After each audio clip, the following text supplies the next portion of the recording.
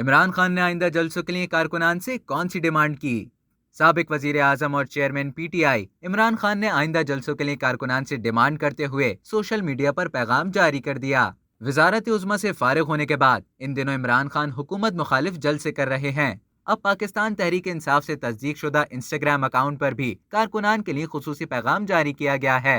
इमरान खान ने बयान में पीटीआई कारकुनान को हिदायत की कि आइंदा जलसों में मुझे तहरीक इंसाफ से ज्यादा पाकिस्तान के झंडे नजर आने चाहिए। वाज़ेह रहे कि मुल्क के मुख्तलिफ शहरों में पाकिस्तान तहरीक इंसाफ के जलसे किए जा रहे हैं।